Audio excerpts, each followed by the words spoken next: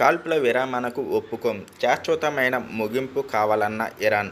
Tehran America, ఇజ్రాయెల్తో జరుగుతున్న యుద్ధంలో తాము వెనక్కి తగ్గబోమని ఇరాన్ విదేశాంగ మంత్రి అబ్బాస్ అరాగ్చి స్పష్టం చేశారు. కాల్పుల విరమణకు ఒప్పుకోబోమని తేల్చి చెప్పారు. వివరాల్లోకి వెళ్లే ముందు ఈ వీడియోనైతే లైక్ చేయండి, షేర్ చేయండి, సబ్స్క్రైబ్ చేయండి.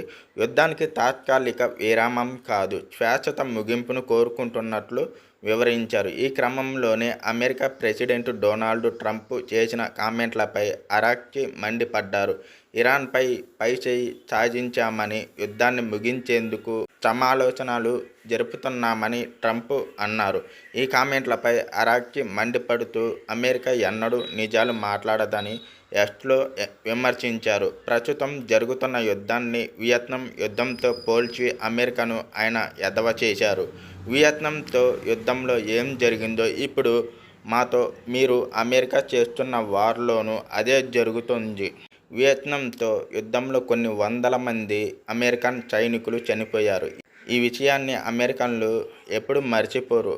అప్పుడు వియత్నాంతో యుద్ధం జరుగుతుండగా జనరల్ విలియం వెస్ట్మోర్లాండ్ హుటాహుటిన అమెరికాకు వెళ్లి వియత్నాంతో యుద్ధంలో తాము గెలుస్తున్నట్లు దేశ ప్రజలకు చెప్పారు. ఆయన చెప్పినవన్నీ పిట్టకథలని ఆ దేశ మీడియాకు కూడా తెలుసు అని అరాగ్చి వ్యాఖ్యానించారు.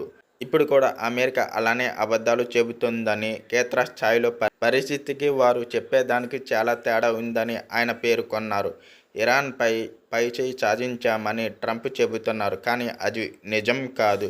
ఇటీవలే అమెరికా F-35 ఫైటర్ జెట్టును కూడా మేము దెబ్బకొట్టాం అని అరాగ్చి చెప్పారు.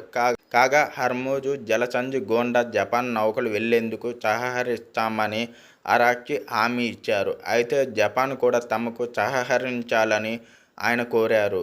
జలసంధిని తాము క్లోజ్ చేయలేదని, అది ఓపెన్గానే ఉందని క్యోడో న్యూస్కు ఇచ్చిన ఇంటర్వ్యూలో ఆయన పేర్కొన్నారు.